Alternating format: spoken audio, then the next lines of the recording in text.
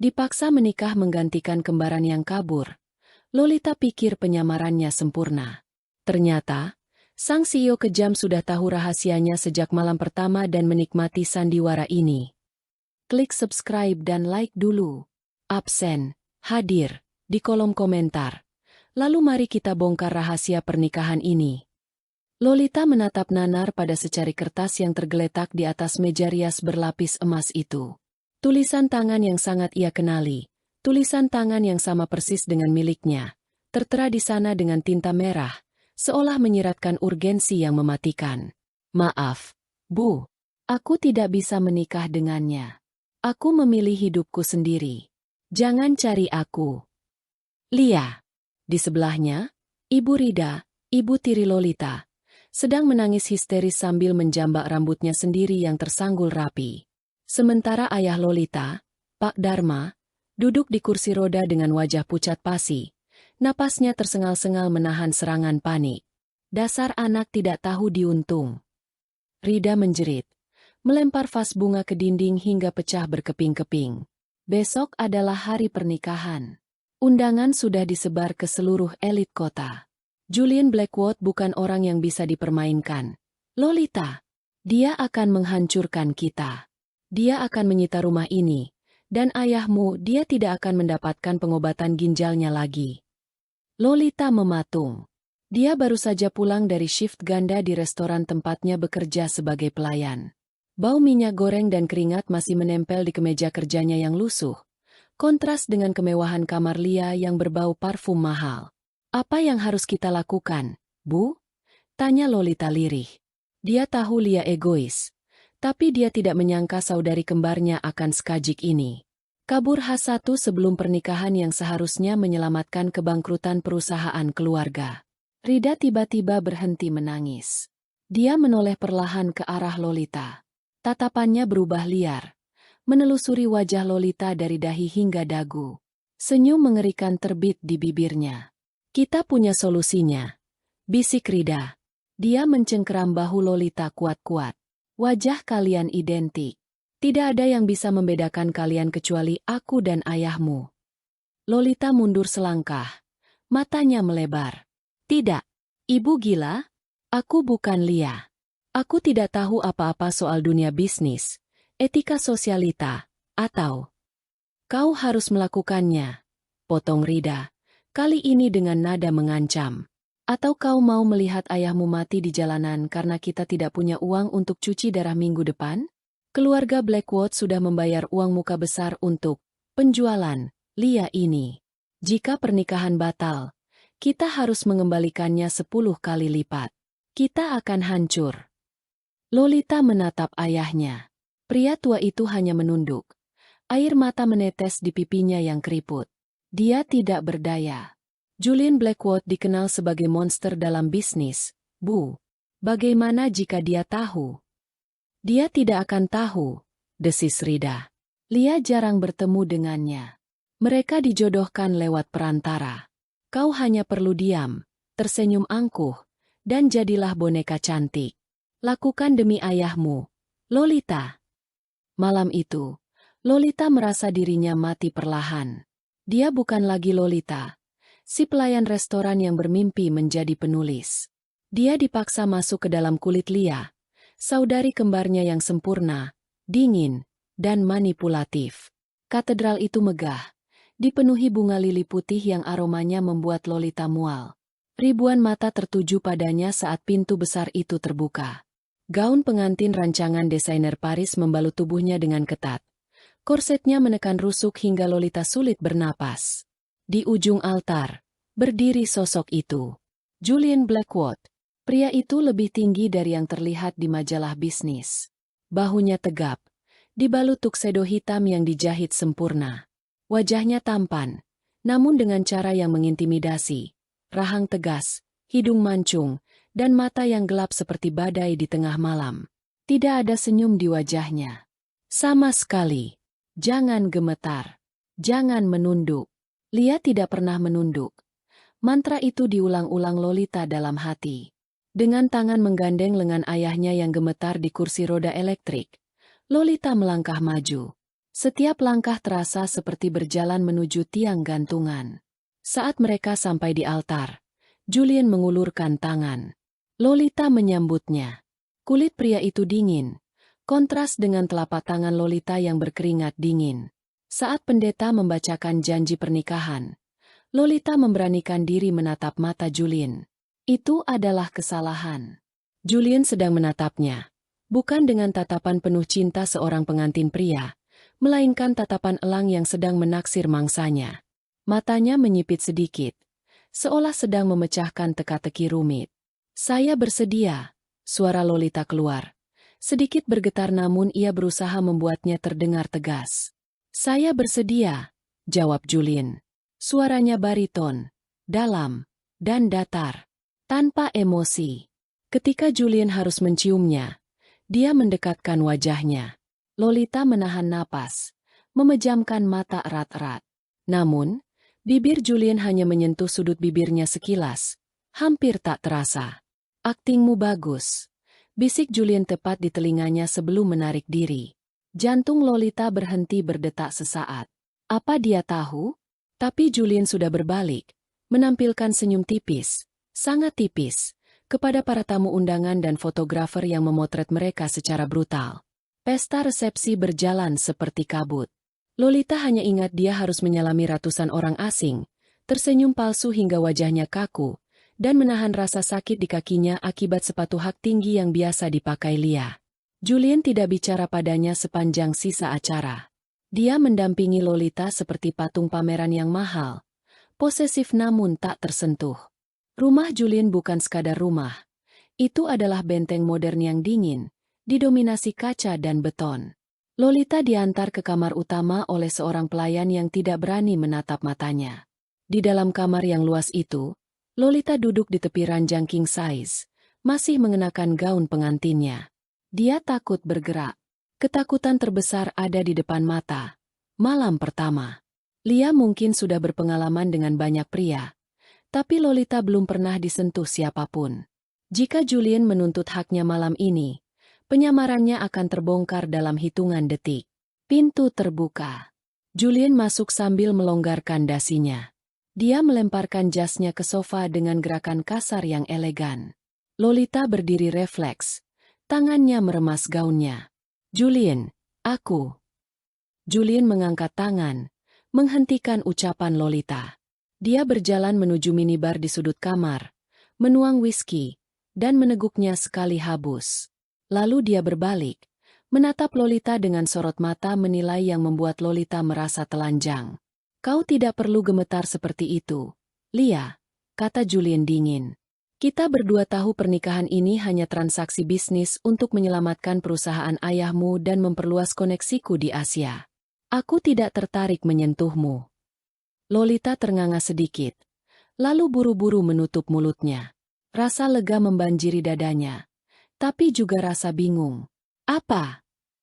Julian berjalan mendekat, menghentikan langkahnya tepat 1 meter di depan Lolita. Aroma mask dan alkohol menguar darinya. Kau tidur di sini. Aku di kamar sebelah. Jangan masuk ke ruang kerjaku tanpa izin. Jangan membuat masalah dengan pers. Dan jangan berharap aku akan berperan sebagai suami yang penyayang. Selama kau menjaga citra Nyonya Blackwood di depan umum, hutang ayahmu aman. Tanpa menunggu jawaban, Julian berbalik dan berjalan keluar. Namun di ambang pintu, dia berhenti. Dia tidak menoleh, tapi suaranya terdengar tajam. Dan Lia, kau memakai parfum vanila hari ini. Kupikir kau benci aroma manis dan hanya suka mawar. Selera bisa berubah secepat itu. Pintu tertutup dengan bunyi klik yang tegas. Lolita merosot ke lantai. Kakinya lemas. Dia tahu. Atau setidaknya, dia curiga. Lolita segera berlari ke kamar mandi, mencuci wajahnya yang penuh riasan tebal. Di cermin, dia melihat bayangan dirinya yang ketakutan. Di ruang kerjanya yang gelap, Julian melihat monitor CCTV yang menampilkan Lolita sedang menangis di kamar mandi. Dia mengambil ponselnya dan menghubungi nomor asisten pribadinya. Ken. Selidiki ulang latar belakang Lia Pramutya. Cari tahu apa dia punya saudara, kerabat jauh, Atau apapun yang disembunyikan. Ada yang aneh dengan istriku. Lolita terbangun karena sinar matahari yang menembus tirai otomatis. Jam menunjukkan pukul 6 pagi. Kebiasaan lamanya sulit hilang. Di rumah, dia biasa bangun jam 5 untuk menyiapkan sarapan sebelum berangkat kerja. Dia mandi dan mengenakan pakaian kasual yang dia temukan di lemari, sebuah dress rumah yang untungnya cukup sopan. Dia turun ke dapur, berniat mencari air. Di dapur yang luas dan stainless steel itu, dia menemukan seorang wanita parubaya sedang sibuk memotong buah. Itu Bei Surti, kepala pelayan yang sudah bekerja di keluarga Blackwood selama 10 tahun. Saat Bei Surti melihat Lolita masuk, wanita itu tersentak kaget hingga pisau di tangannya berdenting ke piring. Wajahnya pucat. Nyonya, maaf, saya sarapan belum siap. Saya tidak tahu Nyonya bangun secepat ini. Tolong jangan pecat saya. Suara Bei Surti bergetar hebat. Lolita bingung. Sejahat apa Lia pada orang-orang kecil sampai wanita ini ketakutan setengah mati? Tanpa sadar, naluri Lolita muncul. Dia tersenyum lembut. Senyum tulus yang biasa dia berikan pada pelanggan restorannya. Tidak apa-apa. Bei, jangan takut. Saya hanya mau ambil air putih. Lanjutkan saja kerjanya. Bei Surti melongo. Dia menatap Lolita seolah Lolita baru saja tumbuh kepala dua. Nyonya tidak marah? Kopi Nyonya biasanya harus tersedia jam 7 tepat di kamar. Saya bisa ambil sendiri. Oh, boleh saya bantu potong buahnya? Biar lebih cepat, tawar Lolita. Tangannya sudah terulur meraih pisau lain. Jangan, Nyonya. Teriak Bei Surti panik. Ada apa ini ribut-ribut? Suara dingin itu membekukan ruangan. Julian berdiri di pintu masuk dapur. Sudah rapi dengan setelan jas kerjanya. Matanya menatap tajam ke arah pisau di tangan Lolita. Lalu beralih ke wajah Bei Surti yang ketakutan. Maaf, Tuan. Nyonya lihat tadi. Aku hanya ingin membantu. Potong Lolita cepat, menundukkan kepala. Sebuah gestur submisif yang tidak pernah dilakukan Lia seumur hidupnya. Julian melangkah masuk. Mendekati Lolita. Dia mengambil pisau dari tangan Lolita perlahan, meletakkannya di meja. Tatapannya intens, seolah sedang membedah otak Lolita. Istriku seorang model papan atas yang mengasuransikan tangannya seharga miliaran rupiah. Tiba-tiba ingin memotong melon di dapur. Tanya Julian sarkas. Lolita menelan ludah. Dia lupa detail itu. Aku hanya bosan. Dan aku ingin memulai pernikahan ini dengan lebih baik. Julian mendengus pelan, tapi sudut matanya menangkap cara Lolita memandang Bei Surti. Pandangan yang penuh rasa bersalah, bukan kejijikan. Duduklah, makan sarapanmu. Nanti malam ada gala dinner asosiasi pengusaha. Kau harus ikut. Jangan permalukan aku. Perintah Julian. Saat Julian duduk di ujung meja dan membuka tabletnya, Lolita meminum kopinya. Dia meringis. Pahit. Dia biasa minum kopi dengan banyak gula dan susu. Tapi dia tahu Lia suka americano tanpa gula. Julian tidak melihat ke arahnya. Tapi dia berkata datar. Gulanya ada di toples keramik sebelah kirimu. Jangan memaksakan diri minum pahit kalau tidak kuat. Wajahmu jelek sekali saat menahannya. Lolita terbatuk. Wajahnya memerah. Julian bahkan tidak mengangkat wajah dari tabletnya. Tapi seringai kecil terukir di bibirnya. Malam itu, Grand Ballroom Hotel Bintang 5 dipenuhi oleh elit Jakarta. Lampu kristal berkilauan, menyaingi kilau perhiasan para tamu. Lolita mengenakan gaun malam navy blue yang memamerkan punggungnya. Pilihan stylist yang disewa Julian. Dia merasa sangat terekspos. Lolita menempel di sisi Julian. Berusaha meniru cara jalan model yang dia pelajari dari YouTube semalaman di kamar mandi. Dagunya diangkat. Matanya lurus ke depan. Ingat, jangan banyak bicara. Senyum saja. Bisik Julian saat mereka memasuki ruangan. Tangannya melingkar di pinggang Lolita. Posesif namun terasa mekanis.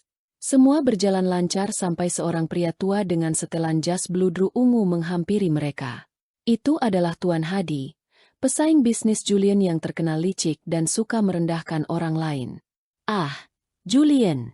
Dan ini pasti Lia yang terkenal itu. Seru Tuan Hadi dengan suara keras yang menarik perhatian orang-orang di sekitar mereka. Kudengar kau lulusan seni dari Paris, bukan? Kebetulan sekali. Aku baru saja membeli lukisan abstrak dari pelukis muda, Basquiat Esque. Menurutmu, bagaimana pengaruh neo-ekspresionisme terhadap nilai pasar seni modern di Asia saat ini? Tuan Hadi menyeringai. Dia tahu Lia yang asli sebenarnya dropout kuliah dan hanya peduli pada tas bermerek, bukan teori seni. Dia sengaja ingin mempermalukan Julien dengan menunjukkan kedangkalan istrinya. Julien menegang. Dia hendak membuka mulut untuk mengalihkan pembicaraan. Tapi Lolita meremas pelan lengan Julien, menahannya. Lolita memang tidak tahu apa itu neo-ekspresionisme. Dia tidak tahu siapa Basquiat. Tapi dia tahu tentang manusia. Dia melihat sorot mata Tuan Hadi yang meremehkan. Dan dia tahu jawaban teknis bukan yang dibutuhkan di sini. Dia membutuhkan jawaban yang menyentuh ego. Lolita tersenyum tenang, menatap mata Tuan Hadi. Tuan Hadi. Suara Lolita lembut namun terdengar jelas di keheningan yang mulai terbentuk di sekitar mereka. Seni, bagi saya, bukan hanya tentang label akademis atau nilai pasar yang fluktuatif. Itu tentang apa yang Anda rasakan saat melihatnya. Jika lukisan itu membuat Anda merasa hidup, atau bahkan marah, maka nilainya tak terhingga. Membahas harga pasar hanya akan mereduksi jiwa dari karya itu menjadi sekadar komoditas dagang. Dan saya yakin, pria dengan selera tinggi seperti Anda membeli lukisan itu karena jiwanya, bukan karena harganya, bukan. Hening sejenak. Jawaban itu diplomatis, cerdas, dan secara halus menyindir Tuan Hadi karena terlalu fokus pada uang, sekaligus memujinya. Tuan Hadi terdiam, lalu tertawa terbahak-bahak. Luar biasa. Jawaban yang sangat filosofis. Kau benar, Nyonya Blackwood. Julien, istrimu lebih pintar dari rumor yang beredar. Julien menatap Lolita. Kali ini, tidak ada tatapan dingin atau curiga. Ada kilatan lain di matanya. Kekaguman? Atau mungkin rasa penasaran yang semakin dalam. Setelah Tuan Hadi pergi, Julien mendekatkan wajahnya ke telinga Lolita. Itu bukan jawaban Lia, bisiknya. Lia akan menghina jas ungu Tuan Hadi dan pergi begitu saja.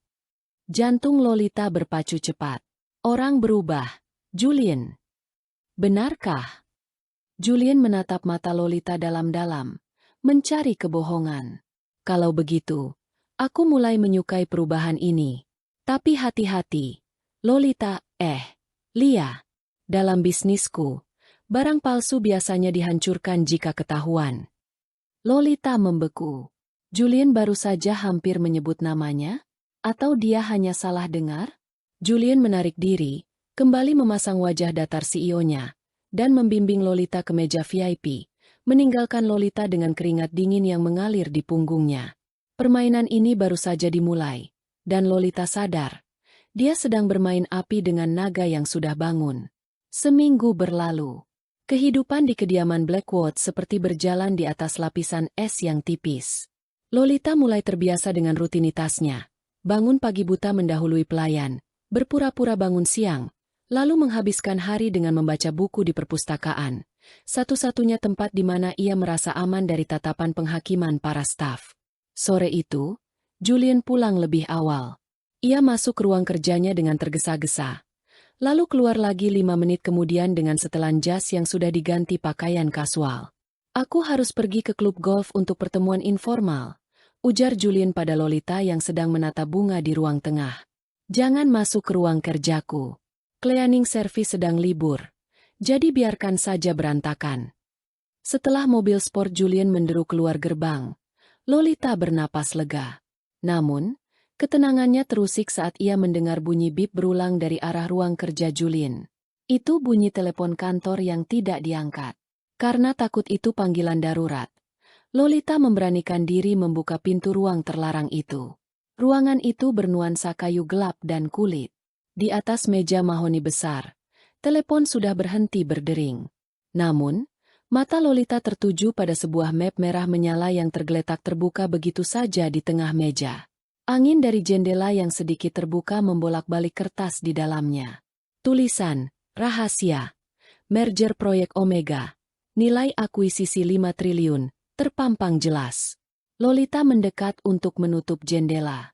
Matanya sekilas menangkap angka-angka dan nama perusahaan saingan. Jantungnya berdegup kencang. Ia ingat Ibu Rida pernah bercerita bahwa Lia sering menjual informasi mantan pacarnya demi uang belanja. Ini ujian. Batin Lolita seketika. Instingnya berteriak. Tidak mungkin pria seteliti Julian meninggalkan dokumen vital di meja terbuka dengan jendela tak terkunci. Lolita melihat ke sudut ruangan. Ada titik merah kecil di sela-sela rak buku. Kamera. Alih-alih membaca isinya, Lolita dengan cepat menutup map itu. Ia tidak hanya menutupnya. Ia mengambil tumpukan buku tebal di dekatnya dan menindih map itu agar tidak terbuka lagi oleh angin. Kemudian, ia mengambil secarik sticky note dan menulis. Tuan Ceroboh, jendela Anda terbuka. Saya menindih map ini agar kertasnya tidak terbang, bukan untuk mengintip. Tolong lebih hati-hati menjaga rahasia perusahaan. Karyawan Anda bergantung pada Anda. Ia menempelkan pesan itu di atas tumpukan buku, lalu keluar ruangan tanpa menoleh lagi. Di dalam mobilnya yang terparkir di pinggir jalan, bukan di lapangan golf, Julian menatap layar tabletnya. Ia melihat semua tindakan Lolita. Ia melihat bagaimana wanita itu tidak ragu sedikit pun untuk menutup dokumen itu tanpa membacanya. Menarik, gumam Julian. Lia yang asli akan memfoto dokumen itu dan mengirimnya ke pesaingku dalam 5 menit. Ada rasa hangat yang aneh menjalar di dadanya. Rasa yang muncul ketika seseorang menyadari bahwa ia bisa mulai mempercayai seseorang. Namun, Julian segera menepisnya. Belum. Ini belum cukup membuktikan siapa dia. 3 hari kemudian, hujan badai melanda Jakarta. Petir menyambar-nyambar, membuat listrik di kawasan elit itu sempat berkedip.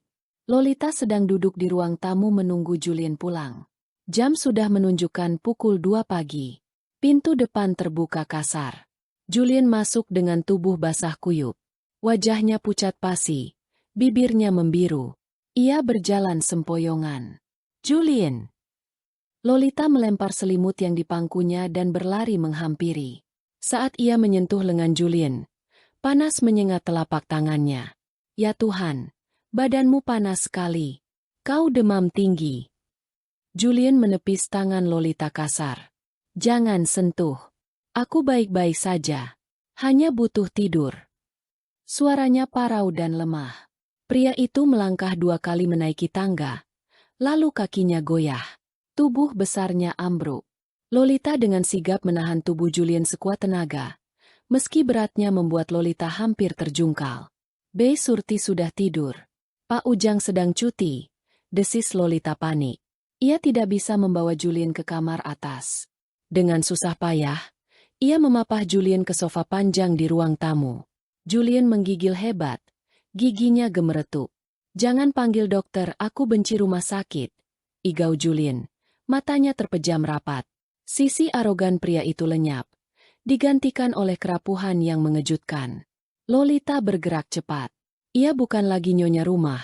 Ia kembali menjadi anak yang biasa merawat ayahnya yang sakit-sakitan.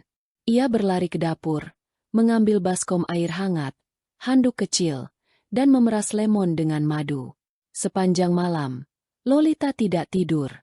Ia membuka kancing kemeja Julian yang basah, mengompres dahi dan lehernya dengan telaten. Saat Julian meracau karena panas tinggi, Lolita menggenggam tangannya erat-erat. Jangan pergi. Gumam Julian dalam tidurnya. Semua orang pergi karena uang, jangan pergi. Hati Lolita mencelos. Di balik kekayaan dan kekejamannya, Julian hanyalah pria kesepian yang memiliki masalah kepercayaan, trust issue, yang parah. Aku di sini. Aku tidak akan pergi, bisik Lolita lembut, mengusap rambut Julian yang lembab.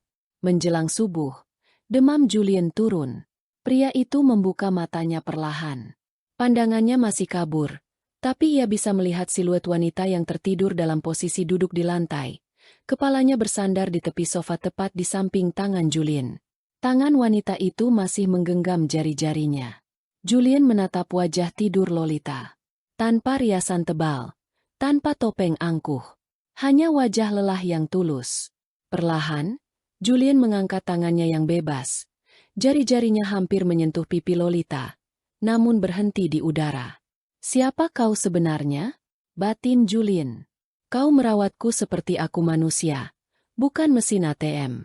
Untuk pertama kalinya, Julian tidak menarik tangannya dari genggaman wanita itu. Ia membiarkan kehangatan itu bertahan, dan kembali tertidur dengan perasaan damai yang sudah bertahun-tahun tidak ia rasakan. Keesokan harinya, Julian sudah pulih secara ajaib berkat perawatan intensif semalam, meski ia tidak membahas kejadian itu sama sekali. Namun, suasana di meja makan sedikit melunak. Julian tidak lagi melontarkan komentar sarkas. Siang harinya, Lolita mendapat pesan darurat dari ponsel rahasianya. Ayahnya kritis di RS Harapan Bunda. Panik, Lolita menyelinap keluar rumah menggunakan taksi online, mengenakan pakaian sederhana, hoodie, dan masker. Ia tidak sadar bahwa ada mobil sedan hitam yang mengikutinya sejak keluar dari gerbang kompleks. Di dalam mobil itu duduk Bibi Sarah, Tante Julian yang berambisi merebut posisi CEO untuk anaknya. Sarah sudah lama mencurigai gerak-gerik Lia yang aneh. Di rumah sakit, Lolita berlari ke bangsal kelas 3. Ia menangis melihat ayahnya terbaring dengan selang oksigen. Ayah, bertahanlah. Isak Lolita sambil memeluk tangan ayahnya yang kurus. Jadi ini alasanmu sering menghilang. Suara tajam itu membuat darah Lolita membeku. Ia menoleh. Bibi Sarah berdiri di ambang pintu bangsal yang kumuh itu dengan senyum kemenangan. Ponselnya merekam segalanya. Nyonya Lia Blackwood yang terhormat, menangisi seorang pria tua miskin di bangsal kelas 3. Siapa dia? Simpanan tuamu? Atau mungkin ayah kandungmu yang kau sembunyikan karena malu? Sarah tertawa sinis. Julian harus tahu dia menikahi penipu yang punya keluarga parasit. Lolita gemetar. Habis sudah. Identitasnya akan terbongkar. Bibi Sarah. Suara bariton yang tenang muncul dari belakang Sarah. Julian berdiri di sana, diapit oleh dua pengawal berbadan besar. Wajahnya datar, tidak terbaca. Sarah terlonjak kaget, lalu tersenyum lebar. Julian, bagus kau datang. Lihat istrimu ini. Dia berpelukan dengan pria tua ini. Dia pasti memeras uangmu untuk menghidupi orang-orang kampung ini. Lolita menunduk. Air mata menetes deras. Ia siap diusir. Ia siap dipenjara. Julian melangkah masuk, melewati Sarah, dan berdiri tepat di samping Lolita. Tangannya terulur, bukan untuk menampar, tapi merangkul bahu Lolita dengan protektif. Aku tahu, kata Julian tenang. Sarah melongo. Apa? Aku yang menyuruh Lia ke sini, bohong Julian dengan lancar. Matanya menatap Sarah tajam. Pria tua ini adalah mantan sopir pribadi Lia yang dulu sangat setia. Dia sakit keras dan tidak punya keluarga. Lia meminta izin padaku untuk menanggung biaya pengobatannya dan menjenguknya. Itu tindakan mulia, bukan aib. Lolita mengangkat wajahnya, menatap Julian dengan tatapan tidak percaya. Tapi dia memegang tangannya seperti. Sarah tergagap, argumennya hancur. Cukup, Bibi. Potong Julian dingin. Aura dominasinya memenuhi ruangan sempit itu. Kau mengikuti istriku, melanggar privasinya, dan mencoba memfitnah kegiatan amalnya. Jika kau menyebarkan video itu, aku akan pastikan sahammu di perusahaan dibekukan besok pagi. Pergi. Sarah mendengus kesal, menghentakkan kaki, dan pergi dengan wajah merah padam. Setelah Sarah pergi, keheningan mencekam menyelimuti ruangan. Lolita melepaskan diri dari rangkulan Julian. Tubuhnya gemetar hebat. Julian, aku bisa jelaskan. Tidak perlu, potong Julian. Dia menatap Pak Dharma yang tidak sadarkan diri, lalu menatap Lolita. Tidak ada kemarahan di matanya, hanya kekecewaan yang tertahan. Aku tahu dia ayahmu, Lolita. Wajah kalian mirip. Lolita mematung. Nama itu. Dia menyebutnya Lolita. Kita bicara di mobil. Sekarang, perintah Julian. Lalu berbalik keluar.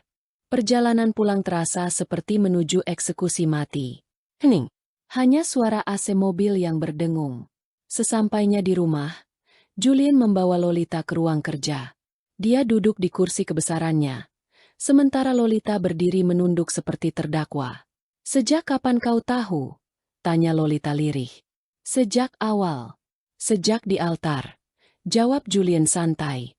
Dia mengambil sebuah kartu hitam, black card, dari laci mejanya dan melemparkannya ke atas meja, tepat di depan Lolita. Lolita menatap kartu itu bingung. "Kenapa kau tidak mengusirku? Kenapa kau menolongku tadi?" Julian menyandarkan punggungnya, menautkan jari-jarinya.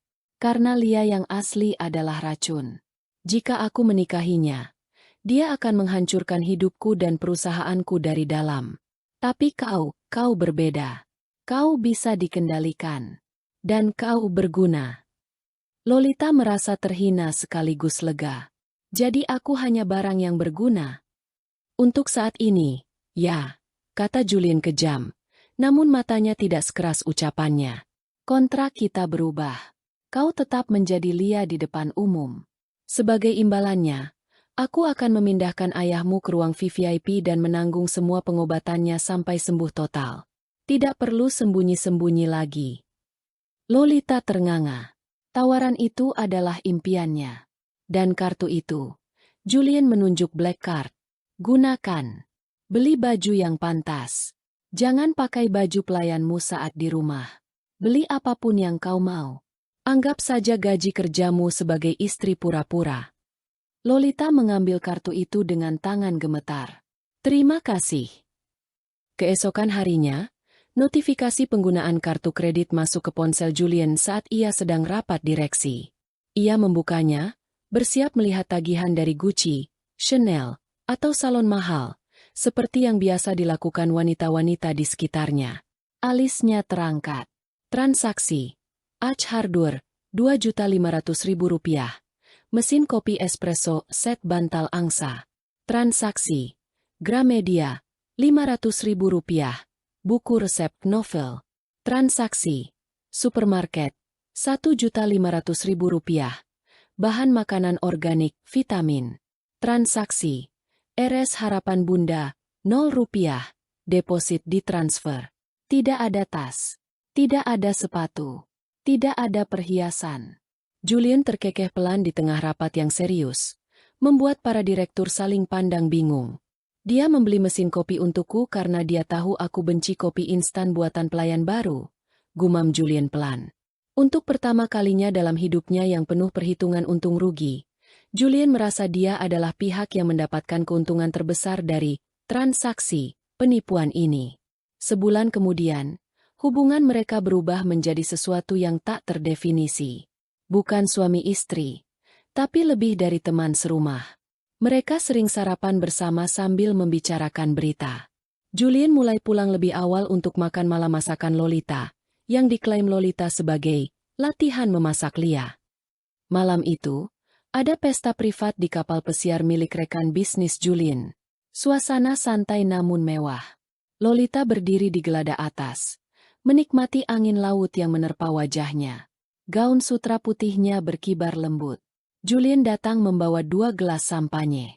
Ia memberikan satu pada Lolita. "Kau tidak mabuk laut?" tanya Julian. "Dulu aku sering naik feri penyeberangan yang bau solar. Ini tidak ada apa-apanya," jawab Lolita keceplosan, lalu tertawa kecil. Julian ikut tersenyum. Senyum yang lepas, menampakkan lesung pipi yang selama ini tersembunyi. Lolita terpana. Julian terlihat sangat tampan saat tidak sedang marah. "Kau tahu, Lolita," kata Julian, menyebut nama aslinya dengan nada santai, seolah itu nama panggilan sayang. "Aku membenci Lia. Sangat membenci. Tapi sebulan ini adalah bulan paling tenang yang pernah kurasakan di rumahku sendiri." Lolita menunduk. Pipinya memanas. "Itu karena kau jarang marah-marah lagi. Itu karena kau membuat rumah itu menjadi tempat yang layak untuk ditinggali." Julian melangkah mendekat. Jarak di antara mereka menipis. Di bawah sinar bulan dan lampu kapal yang remang-remang, suasana berubah intens. "Apa yang akan terjadi kalau Lia kembali?" tanya Lolita, menyuarakan ketakutan terbesarnya. Julian meletakkan gelasnya di pagar pembatas. Ia mengangkat dagu Lolita dengan jarinya, memaksa wanita itu menatap matanya. Biarkan aku yang mengurus itu. Kau hanya perlu percaya padaku. Tatapan Julian turun ke bibir Lolita. Dan kali ini, tidak ada kamera, tidak ada penonton, tidak ada sandiwara. Julian menunduk dan menciumnya. Lolita tersentak kaget, tapi tidak menolak. Ciuman itu lembut pada awalnya. Ragu-ragu, seolah Julian meminta izin.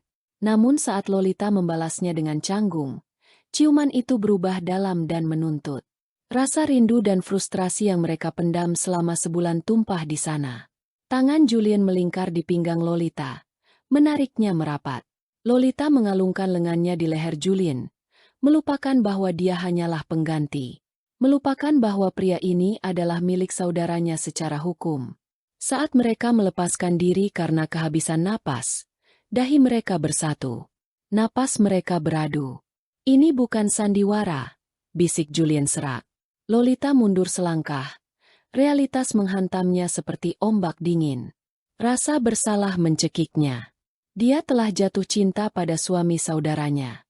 Dia telah mencuri hidup Lia, dan sekarang mencuri hatinya juga. Maaf, aku tidak bisa. Lolita berbalik dan berlari masuk ke dalam kabin kapal, meninggalkan Julian yang berdiri terpaku di geladak. Tangannya masih mengepal di udara, merasakan hilangnya kehangatan tubuh Lolita. Di kejauhan, di pelabuhan yang akan mereka singgahi, sosok wanita dengan wajah yang sama persis dengan Lolita sedang turun dari taksi dengan koper besar dan wajah penuh amarah. Lia telah kembali. Pesan itu singkat, tapi efeknya seperti ledakan bom bagi Lolita. Temui aku di gudang belakang rumah lama ayah. Atau aku akan datang ke kantor suamimu dan membuat pertunjukan. Ponsel di tangan Lolita bergetar hebat, selaras dengan tangannya. Baru semalam ia merasakan surga di pelukan Julian di atas kapal pesiar. Dan pagi ini neraka sudah memanggilnya pulang. Lolita menatap Julian yang sedang sarapan dengan tenang. Pria itu terlihat lebih santai dari biasanya. Sesekali melirik Lolita dengan senyum tipis yang penuh arti. Kau tidak makan rotimu? Tanya Julian, memecah lamunan Lolita. Aku sakit perut. Kurasa aku salah makan di kapal kemarin. Bohong Lolita. Ia berdiri, menghindari tatapan mata Julian yang seolah bisa menembus jiwanya. Aku butuh udara segar. Aku akan pergi ke rumah lama sebentar untuk mengambil beberapa barang peninggalan ibu. Julian meletakkan cangkir kopinya perlahan. Mau ku temani? Tidak. Tolak Lolita terlalu cepat. Ia menarik napas, melembutkan suaranya. Maksudku, tidak perlu. Kau ada rapat direksi jam 9. Aku pergi dengan taksi saja. Julian menatapnya lama, lalu mengangguk pelan. Hati-hati. Kabari aku kalau sudah sampai. Lolita pergi dengan hati tercabik. Ia tahu Julian mulai mempercayainya. Dan sekarang ia harus kembali berbohong. Sesampainya di rumah lama yang kini kosong dan berdebu, karena ayah sudah di rumah sakit VIP dan ibu Rida sibuk belanja, Lolita melihat sosok itu. Lia duduk di atas tumpukan kardus bekas. Penampilannya berantakan. Rambutnya yang biasa berkilau kini kusam. Matanya cekung dengan lingkaran hitam, dan ia mengenakan mantel bermerek yang sudah kotor. Rupanya, pelarian indahnya dengan sang kekasih tidak berjalan mulus. Lihat siapa yang datang, Lia menyeringai sinis, membuang puntung rokok ke lantai. Nyonya besar Blackwood, kau terlihat mahal. Lia bangkit dan mengelilingi Lolita. Jari-jarinya yang berkuku tajam menyentuh bahan blus sutra yang dikenakan Lolita. Tatapannya penuh iri dengki. Di mana pacarmu? Tanya Lolita datar. Bajingan itu membawa lari sisa uangku di Makau. Desis Lia penuh amarah. Aku tidak punya uang, tidak punya tempat tinggal.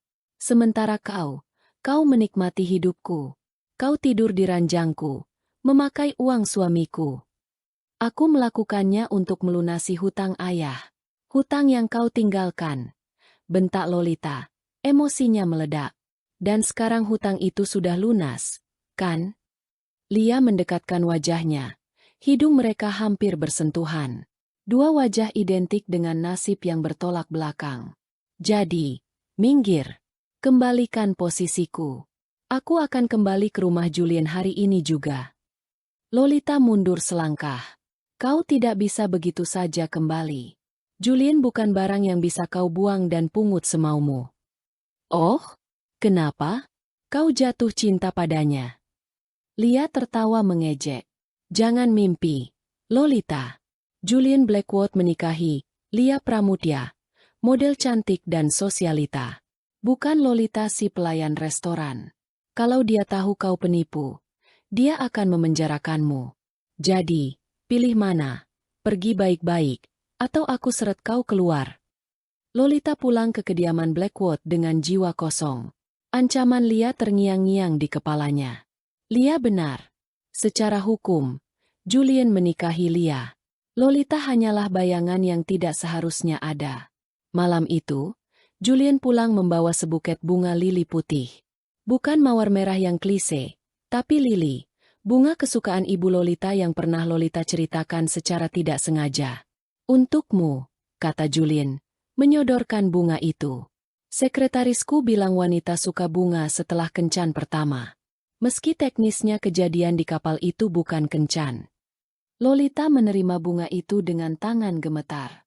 Harum lili itu menusuk hidung, mengingatkannya pada kematian. Terima kasih, ucap Lolita pelan, tanpa menatap mata Julian.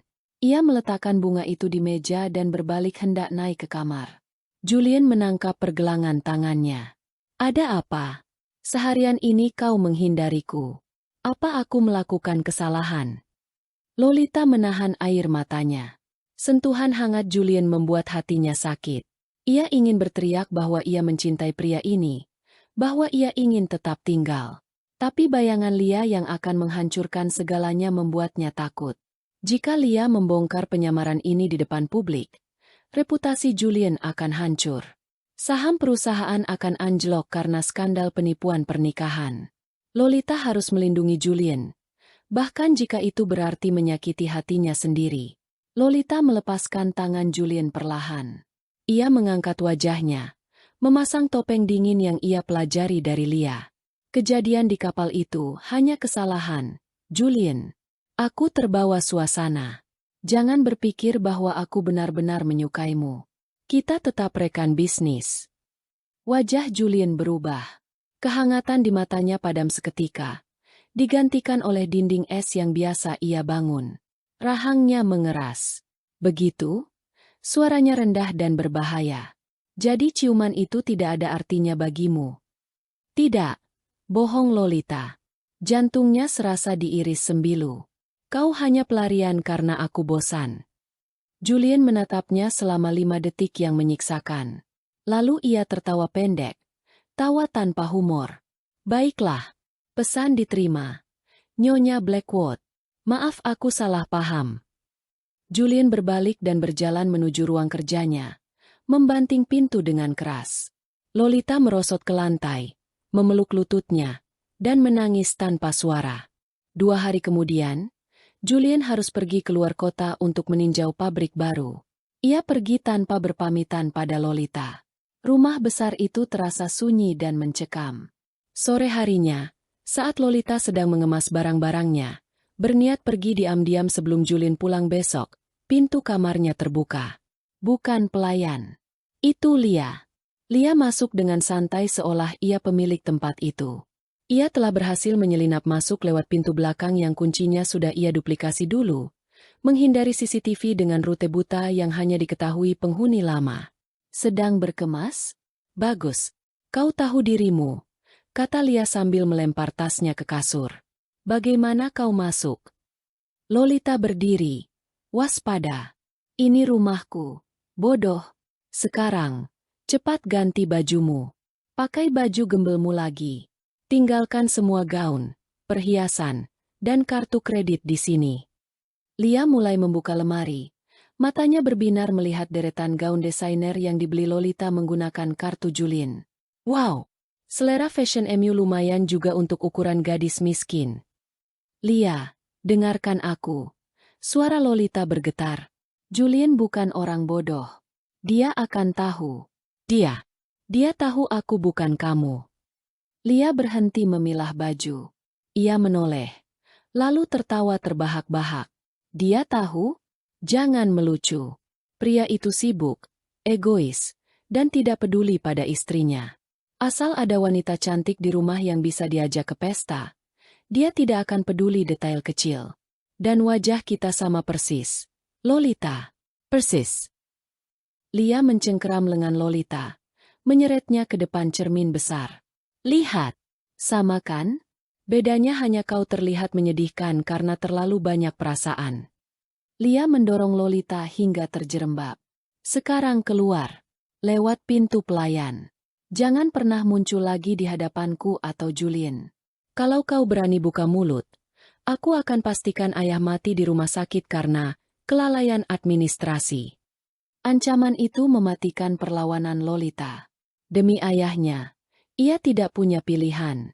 Dengan air mata berlinang, Lolita mengganti pakaiannya dengan celana jeans lusuh dan kaos oblong. Ia meninggalkan cincin pernikahannya di atas meja rias. Selamat tinggal, Julien, bisiknya lirih. Lolita berjalan keluar dari pintu belakang, meninggalkan kemewahan yang sempat ia cicipi, kembali ke kegelapan jalanan Jakarta. Sementara di dalam, Lia menyemprotkan parfum Chanel nomor 5 ke tubuhnya, bersiap menyambut suaminya. Julien pulang lebih cepat dari jadwal. Perasaannya tidak enak sepanjang hari. Ada firasat buruk yang mengganjal di dadanya. Saat mobilnya memasuki halaman, ia melihat lampu kamar utama menyala. Ia masuk ke rumah dengan langkah lebar.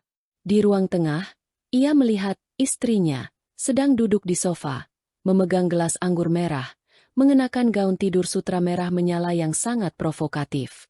"Hai, sayang, kau pulang cepat." Sapa wanita itu. Suaranya manja, sedikit serak yang dibuat-buat. Julien berhenti di tempat. Ia tidak mendekat. Matanya menyipit. Wanita itu, Lia, bangkit dan berjalan mendekati Julien. Ia mengalungkan lengannya ke leher Julien, menempelkan tubuhnya. Aroma parfum yang menyengat langsung menusuk hidung Julien. "Aku merindukanmu," bisik Lia, mencoba mencium bibir Julien. Dengan gerakan kasar, Julien menangkap kedua pergelangan tangan Lia dan mendorongnya menjauh. "Aduh, sakit. Julien, kau kenapa?" Lia terkejut, matanya melotot. Julien menatapnya dengan tatapan jijik yang tidak ditutup-tutupi. Ia mengamati wanita di depannya dari ujung rambut sampai kaki. "Kau siapa?" tanya Julien dingin. Lia tertawa gugup. "Kau bercanda? Aku istrimu, Lia." "Bukan," potong Julien tajam. "Kau memang Lia, tapi kau bukan istriku." Wajah Lia memucat. "Apa maksudmu? Aku Lia, istrimu." "Istriku tidak memakai parfum murahan yang baunya membuat sakit kepala." Julien melangkah maju, mengintimidasi Lia hingga wanita itu mundur menabrak meja. "Istriku tidak memegang gelas anggur dengan kelingking terangkat norak seperti itu. Dan yang paling penting, tatapan mata istriku tidak kosong dan serakah sepertimu." Julien mencengkeram rahang Lia, memaksanya mendongak. "Di mana Lolita?" Mata Lia membelalak lebar. "Dia tahu namanya?" "Ah, Lolita siapa? Aku tidak tahu." "Jangan bohong," bentak Julien. Suaranya menggelegar memenuhi ruangan, membuat para pelayan yang mengintip ketakutan. "Di mana wanita yang tinggal di sini bersamaku selama 2 bulan terakhir? Di mana wanita yang merawatku saat sakit? Di mana dia?" Lia gemetar hebat. Rencananya hancur berantakan dalam waktu kurang dari 5 menit. Pria ini tidak tertipu sama sekali. Dia pergi. Cicit Lia ketakutan. "Dia pergi sendiri. Dia mencuri uangmu dan pergi." "Bohong," desis Julien. Ia melepaskan cengkeramannya kasar, membuat Lia jatuh terduduk di sofa. Julien mengambil ponselnya, menghubungi kepala keamanannya. "Tutup semua akses keluar kompleks. Cari Lolita. Sekarang." Perintahnya ke telepon. Lalu ia menatap Lia lagi dengan sorot mata membunuh. "Dan kau, jangan beranjak 1 inci pun dari sofa itu sampai aku selesai denganmu." Lolita berjalan tanpa tujuan di trotoar yang basah. Hujan mulai turun rintik-rintik. Ia tidak punya tujuan. Ia tidak bisa pulang ke kontrakan lamanya karena sudah disita pemilik. Tiba-tiba, sebuah van hitam berhenti mendadak di sampingnya. Pintu geser terbuka. Dua orang pria bertopeng melompat keluar. Sebelum Lolita sempat berteriak, sebuah kain membekap mulutnya. Bau obat bius yang tajam membuatnya pusing seketika. Dapat. Bawa masuk. Perintah salah satu pria. Lolita diseret masuk ke dalam mobil. Dalam kesadaran yang memudar, ia mendengar percakapan samar para penculik. Bos bilang pastikan itu Nyonya Blackwood. Jangan salah orang. Tenang saja. Lihat bajunya. Walaupun lusuh, wajahnya sama persis dengan foto di majalah. Lolita ingin tertawa miris. Mereka salah orang lagi. Atau mungkin kali ini, mereka benar-benar mendapatkan orang yang tepat? Karena bagi dunia luar, Lia adalah istri Julian. Tapi bagi hati Julian, Lolita lah istrinya. Di kediaman Blackwood, interogasi Julian terhadap Lia terhenti ketika ponsel Julian berdering. Nomor tidak dikenal. Julian mengangkatnya. Matanya tidak lepas dari Lia yang menangis sesenggukan. Halo, Tuan Blackwood. Suara berat yang disamarkan terdengar dari seberang. Siapa ini? Kami memiliki istrimu yang cantik. Sayang sekali dia sedang berjalan sendirian di pinggir jalan seperti anak hilang. Kalau kau ingin dia kembali utuh, siapkan 50 miliar tunai dalam pecahan kecil. Jangan lapor polisi, atau kami kirim potongan jarinya. Jantung Julian berhenti berdetak. Lolita. Mereka menangkap Lolita. Jangan sentuh dia.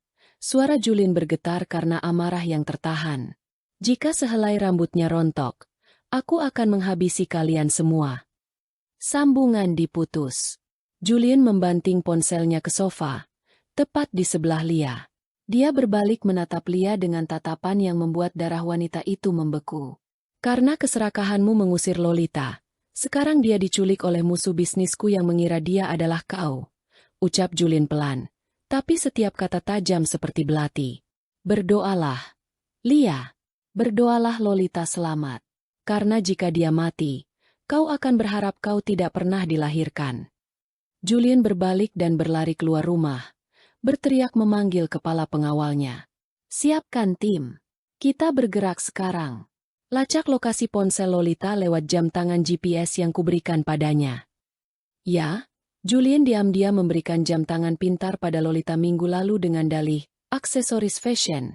Padahal di dalamnya tertanam pelacak GPS militer. Julian selalu bersiap untuk kemungkinan terburuk. Sementara itu, di sebuah gudang tua di pinggiran Jakarta, Lolita tersadar. Tangannya terikat ke kursi. Di hadapannya berdiri Tuan Hadi, pria berbaju ungu yang pernah Lolita permalukan secara halus di pesta, sekaligus rival bisnis Julian yang sedang diambang kebangkrutan karena kalah tender. Selamat malam, Nyonya Blackwood. Sapa Tuan Hadi dengan senyum licik. Atau haruskah kupanggil pahlawan kesiangan yang membuatku rugi triliunan? Lolita menelan ludah. Rasa takut mencekamnya, tapi anehnya, di dalam hatinya ada rasa lega. Setidaknya, yang ada di sini adalah dirinya, bukan Lia. Lia mungkin licik, tapi dia tidak akan kuat menghadapi ini. Lolita sudah terbiasa menderita. Dan jika dia harus mati malam ini demi melindungi Julian dan nama baik keluarganya, mungkin itu akhir yang pantas untuk seorang penipu. Bertahanlah, Lolita. Julian pasti datang, bisik hatinya, meski logikanya meragukan hal itu. Gudang tua di kawasan pelabuhan itu berbau besi berkarat dan air laut. Hujan deras di luar meredam suara apapun, menciptakan isolasi yang sempurna untuk kejahatan. Lolita duduk terikat di kursi kayu di tengah ruangan yang remang-remang. Pipinya lebam akibat tamparan salah satu anak buah Tuan Hadi. Tuan Hadi mondar-mandir di depannya. Pistol tergenggam di tangan kanannya yang gemetar. Pria itu tampak kacau, rambut berantakan, dasi miring. Dia adalah pria yang sudah kehilangan segalanya dan tidak punya apa-apa lagi untuk dipertaruhkan. Suamimu lama sekali, gerutu Tuan Hadi, melirik jam tangannya. Mungkin dia tidak sebegitu pedulinya padamu. Nyonya Blackwood. Mungkin 50 miliar terlalu mahal untuk seorang istri pajangan. Lolita mengangkat wajahnya, menatap Tuan Hadi dengan berani. Dia bukan suamiku, bisiknya parau. Dan kau salah orang. Aku bukan Lia. Diam, bentak Tuan Hadi, mengarahkan pistol ke kening Lolita. Jangan main-main denganku. Kau pikir aku bodoh? Wajahmu itu aset miliaran rupiah. Tiba-tiba, suara dentuman keras terdengar. Pintu besi gudang yang tebal meledak terbuka, terhantam oleh sebuah mobil SUV lapis baja yang menerobos masuk. Debu dan asap mengepul. Sebelum anak buah Tuan Hadi sempat bereaksi, pasukan taktis berseragam hitam dengan rompi anti peluru menyerbu masuk. Suara tembakan peringatan memekakan telinga. Jatuhkan senjata. Tiarap, teriak Ken, asisten Julian, memimpin tim keamanan elit Blackwood. Di tengah kekacauan itu, sosok jangkung berjalan masuk menembus asap. Julian. Dia tidak mengenakan rompi anti peluru, hanya kemeja putih yang kini basah oleh hujan dan keringat. Lengannya digulung hingga siku. Wajahnya bukan lagi wajah CEO yang dingin, tapi wajah seorang pria yang siap membunuh dengan tangan kosong. Julian, seru Lolita. Air mata merebak di matanya. Tuan Hadi panik. Dia menyambar Lolita, menariknya berdiri, dan menempelkan laras pistol ke pelipis Lolita. Mundur, atau kutembak kepalanya. Teriak Tuan Hadi histeris.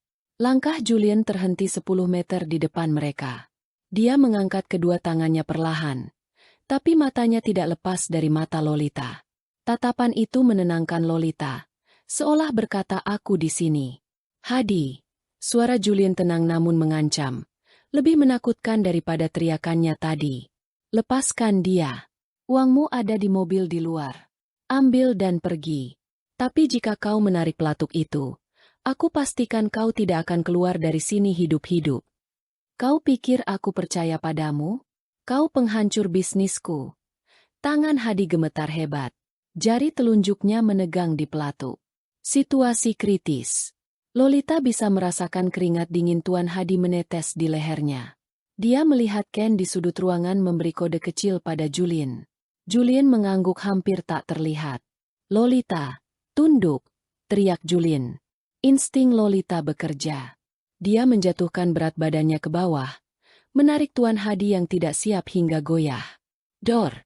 Sebuah peluru dari penembak jitu tim Julian melesat, mengenai bahu Tuan Hadi.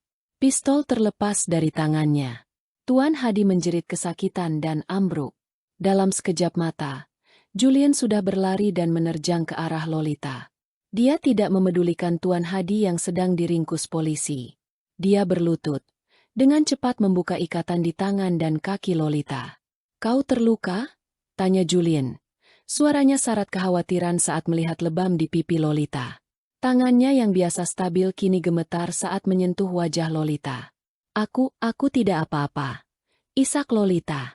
Dia menghambur ke pelukan Julian. Julian memeluknya erat, sangat erat, seolah ingin menyatukan Lolita ke dalam tulang rusuknya. Dia membenamkan wajahnya di rambut Lolita yang basah. Maafkan aku, bisik Julian. Maaf aku terlambat. Di pelukan itu, di tengah gudang yang penuh polisi dan penjahat, Lolita tahu satu hal, ini bukan akting. Julian benar-benar takut kehilangannya. Rumah sakit Blackwood Medical Center. Lantai VVIP dikosongkan khusus untuk malam itu. Lolita duduk di tepi ranjang perawatan. Perawat baru saja selesai mengobati luka-lukanya. Tidak ada luka serius, hanya memar dan syok. Pintu terbuka, dan Julian masuk. Kali ini dia sudah berganti pakaian bersih, tapi wajah lelahnya tidak bisa disembunyikan. Namun, Julian tidak sendiri. Di belakangnya, dikawal 2 petugas keamanan. Ada Lia dan Ibu Rida. Wajah Lia pucat pasi. Matanya bengkak karena menangis. Ibu Rida tampak ketakutan. Terus menunduk menghindari tatapan Julian. Kenapa mereka di sini? Tanya Lolita bingung. Julian memberi isyarat pada pengawal untuk membiarkan mereka masuk, lalu menutup pintu. Dia berdiri di tengah ruangan, menjadi hakim di antara 2 saudara kembar itu. Kita selesaikan ini malam ini juga. Tidak ada lagi rahasia. Tidak ada lagi penyamaran, kata Julien tegas. Lia tiba-tiba maju, mencoba meraih tangan Julien. Julien, sayang, dengarkan aku. Wanita itu, Lolita, dia menipumu. Dia bersekongkol dengan ibunya untuk menggantikanku. Aku disekap. Aku diancam. Aku korban di sini. Lolita ternganga melihat kemampuan berbohong Lia yang luar biasa. Ibu Rida diam saja, tidak berani membela Lolita. Julien menepis tangan Lia dengan kasar. Dia menatap Lia dengan tatapan dingin yang menusuk tulang. Cukup. Lia, berhenti menghina kecerdasanku, desis Julien. Julien mengeluarkan sebuah amplop coklat dari saku jasnya dan melemparkannya ke pangkuan Lia.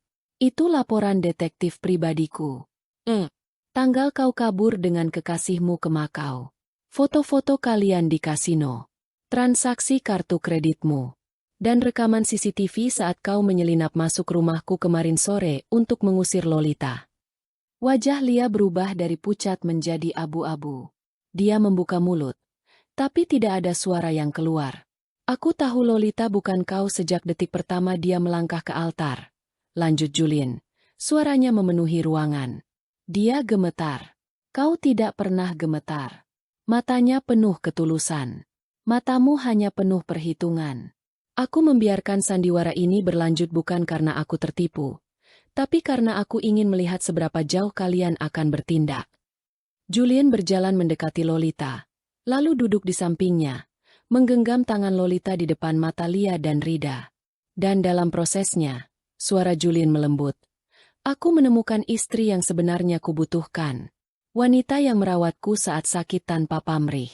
Wanita yang membela kehormatanku di depan rival bisnis. Wanita yang membelikan mesin kopi, bukan tas Hermes. Lia mundur selangkah. Air mata kemarahan menetes. Tapi aku yang asli. Kontrak itu atas namaku. Kontrak itu batal demi hukum karena adanya unsur penipuan. Potong Julien tajam. Aku bisa memenjarakan kalian bertiga, kau, ibumu, dan ayahmu, atas tuduhan penipuan korporat, pemalsuan identitas, dan pemerasan. Ibu Rida akhirnya bersuara. Dia jatuh berlutut di lantai, menangis histeris.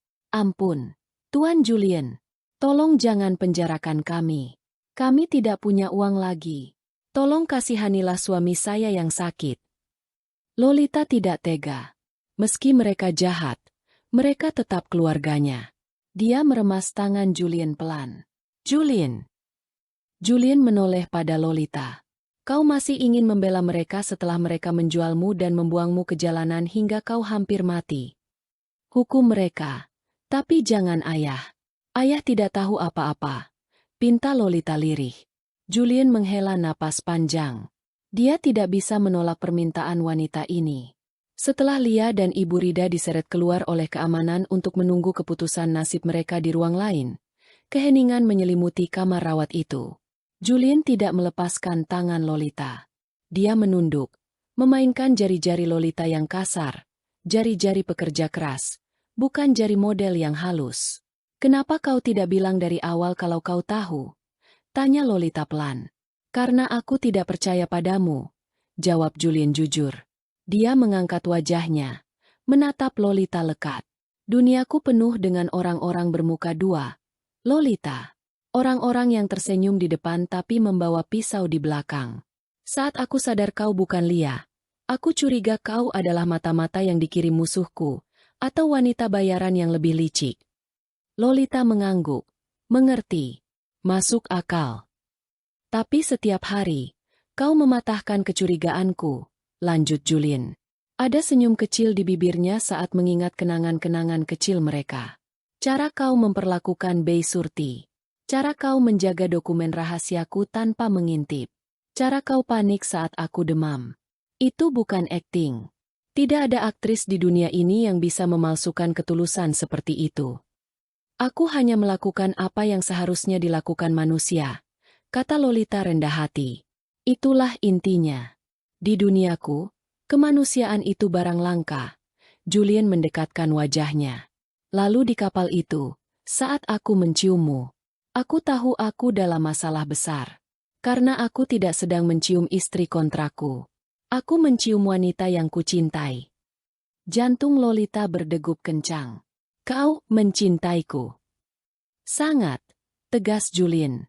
Saat Lia muncul kemarin dan aku melihatnya, aku merasa jijik. Bukan karena wajahnya, tapi karena jiwanya kosong. Aku sadar, aku tidak pernah menginginkan, Lia. Aku menginginkanmu, Lolita. Si penulis gagal, si pelayan restoran, si wanita keras kepala yang suka kopi manis. Air mata Lolita menetes lagi. Kali ini karena bahagia. Tapi aku miskin, Julien. Aku tidak punya apa-apa. Pendidikan tinggiku pun tidak selesai. Aku punya cukup uang untuk kita berdua dan 7 turunan. Canda Julien, menghapus air mata di pipi Lolita dengan ibu jarinya. Yang tidak kupunya adalah seseorang yang bisa membuat rumah besar itu terasa seperti rumah. Dan kau membawanya bersamamu. Julien mengeluarkan sesuatu dari saku celananya. Itu bukan cincin berlian besar yang dulu ia pasangkan di jari Lia saat pernikahan. Itu adalah sebuah kalung sederhana dengan liontin berbentuk pena emas kecil. Aku melihat sketsa desain ini di buku catatanmu yang tertinggal di perpustakaan. Aku memesannya khusus, kata Julien sambil memakaikan kalung itu ke leher Lolita. Ini bukan tanda kepemilikan. Ini tanda dukungan. Mulailah menulis lagi, Lolita. Jadilah dirimu sendiri. Lolita menyentuh liontin itu dengan haru. Pria ini tidak hanya mencintainya, tapi juga melihat mimpinya. Keesokan harinya, di ruang konferensi kantor pusat Blackwood Group, pengadilan kecil digelar. Julien duduk di ujung meja, didampingi pengacaranya yang terkenal kejam. Di sisi lain meja, duduk Lia dan Ibu Rida yang tampak lesu. Ini kesepakatannya, kata Julien datar, menyodorkan dokumen baru.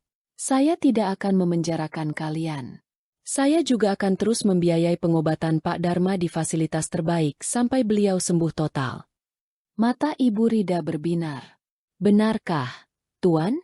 Terima kasih. Tunggu dulu, potong Julien dingin. Ada harganya. Apa itu? Tanya Lia waspada. Pertama, kalian dilarang mendekati Lolita dalam radius 10 km seumur hidup. Kedua, kalian dilarang menggunakan nama keluarga Blackwood untuk keuntungan pribadi. Ketiga, Julien menatap Lia tajam. Kau, Lia, kau akan dikirim ke Milan. Aku sudah mendaftarkanmu di sekolah model di sana. Tapi kau harus mulai dari nol. Tanpa fasilitas mewah, tanpa kartu kredit dariku. Kau harus bekerja untuk hidupmu. Apa? Kau mengusirku? Jerit Lia tidak terima. Aku memberimu kesempatan untuk menjadi mandiri, sesuatu yang tidak pernah kau lakukan, balas Julien tenang. Jika kau menolak, opsi penjara masih terbuka lebar. Penipuan pernikahan dan pemerasan ancamannya 10 tahun penjara. Lia terdiam. Dia tahu dia kalah telak. Dan satu lagi, tambah Julien. Hutang perusahaan ayahmu sudah kulunasi. Tapi saham mayoritas sekarang milikku. Perusahaan itu akan kuserahkan pengelolaannya pada manajemen profesional. Keuntungannya akan masuk ke rekening Lolita. Kalian hanya akan menerima tunjangan bulanan yang cukup untuk hidup layak, tapi tidak untuk foya-foya. Ibu Rida menangis lagi, tapi kali ini tangisan pasrah. Impiannya menjadi sosialita kaya raya kandas. Mereka selamat dari penjara, tapi kehilangan akses ke kekayaan tanpa batas yang mereka impikan. Tanda tangani, atau polisi di luar pintu akan masuk, perintah Julien. Dengan tangan gemetar, Lia dan Rida menandatangani dokumen itu. Setelah mereka pergi, Lolita keluar dari ruangan sebelah yang terhubung dengan kaca satu arah. Dia telah mendengar semuanya. Kau terlalu baik pada mereka, kata Lolita. Aku melakukannya demi ketenanganmu, dan demi ayahmu, jawab Julien. Dia berdiri dan menghampiri Lolita. Sekarang sampah sudah dibersihkan. Kita bisa memulai lembaran baru. Bagaimana dengan publik? Media tahu kau menikah dengan Lia. Julien tersenyum miring. Senyum licik khas CEO-nya kembali. Serahkan pada tim humasku. Besok beritanya adalah, istri CEO Julian Blackwood memutuskan mengganti namanya menjadi Lolita sebagai bagian dari transformasi spiritual setelah selamat dari penculikan. Publik suka cerita drama seperti itu. Mereka tidak akan curiga. Lolita tertawa kecil. Kau benar-benar manipulator ulung. Hanya untuk hal-hal yang penting. Julian mengecup kening Lolita. Dan kau adalah hal terpenting. 6 bulan kemudian. Suasana sore di tepi pantai Bali sangat tenang. Tidak ada katedral megah. Tidak ada ribuan tamu elit. Tidak ada wartawan yang berebut foto. Hanya ada sebuah altar sederhana yang dihiasi bunga-bunga tropis. Tamu yang hadir tidak lebih dari 20 orang. Sahabat-sahabat dekat Julian yang baru Lolita kenal. Pak Dharma yang sudah bisa duduk di kursi roda dengan segar. Dan beberapa teman lama Lolita dari restoran. Lolita mengenakan gaun putih sederhana yang jatuh pas di tubuhnya. Tanpa payet berlebihan. Rambutnya digerai alami tertiup angin laut. Dia berjalan menuju altar bukan sebagai pengganti, tapi sebagai dirinya sendiri. Di sana, Julian menunggunya. Wajahnya berseri-seri, senyumnya lebar dan tulus, tanpa beban rahasia. Saat Lolita sampai di hadapannya, Julian menggenggam kedua tangannya. Dulu, kita mengucapkan janji di atas kebohongan, kata Julian. Suaranya terdengar jelas mengalahkan deburan ombak. Hari ini, aku ingin mengucapkan janji di atas kebenaran. Julian menatap mata Lolita dalam-dalam. Saya, Julian Blackwood, mengambil engkau, Lolita Pramudya, sebagai istriku. Bukan karena kontrak, bukan karena bisnis, dan bukan karena terpaksa. Tapi karena kau adalah satu-satunya wanita yang melihatku saat aku bersembunyi, dan satu-satunya yang bertahan saat aku mencoba mengusirmu. Aku mencintaimu, Lolita. Hari ini, esok, dan selamanya. Air mata bahagia mengalir di pipi Lolita. Saya, Lolita Pramudya, menerima engkau, Julian Blackwood. Terima kasih telah menemukanku saat aku hilang. Terima kasih telah mencintaiku apa adanya. Mereka bertukar cincin. Kali ini, cincin itu pas di jari Lolita, diukir dengan inisial nama mereka yang sebenarnya. Kau boleh mencium pengantinmu, kata pendeta. Julian tidak menunggu 2 kali. Dia menarik pinggang Lolita dan menciumnya di bawah langit senja yang berwarna ungu keemasan. Tepuk tangan para tamu terdengar hangat dan akrab. Dari kejauhan, Lolita melihat ayahnya tersenyum lebar sambil menghapus air mata. Dia tahu, meski jalannya berliku dan penuh duri, dia akhirnya sampai di tempat di mana dia seharusnya berada. Pesta malam itu berlangsung santai. Julian melepaskan jasnya, menari dengan Lolita tanpa alas kaki di atas pasir. Kau bahagia, Nyonya Blackwood? Bisik Julian di telinganya. Sangat, jawab Lolita. Dia menyandarkan kepalanya di dada Julian. Tapi ngomong-ngomong, novel pertamaku baru saja disetujui penerbit. Oh ya? Apa judulnya? Lolita tersenyum jahil. The CEO's Fake Wife, istri palsu sang CEO. Julian tertawa lepas. Kuharap royaltinya besar, karena kau punya suami yang seleranya mahal. Tenang saja, Lolita mengecup pipi Julian. Sekarang aku punya inspirasi seumur hidup. Di bawah bintang-bintang, kisah sandiwara mereka berakhir, digantikan oleh kisah nyata yang jauh lebih indah. Gimana? Puas nggak sama endingnya? Tapi tunggu, aku butuh pendapat jujur kalian untuk satu hal ini. Kalau kalian ada di posisi Julian, apa yang bakal kalian lakuin ke Lia dan ibu tirinya? Pilih satu. A. Tim manusiawi. Kasih uang bulanan asingkan ke luar negeri, kaya di cerita. B. Tim kejam. Langsung jeblosin ke penjara sampai membusuk. Ketik, Tim A. Atau, Tim B. Di kolom komentar sekarang. Awas, yang nggak komen berarti pendukung Lia loh. Wajah dengan sebelah mata mengedip. Jangan lupa like kalau kalian suka cerita ini dan subscribe biar nggak ketinggalan cerita seru berikutnya. Sampai jumpa.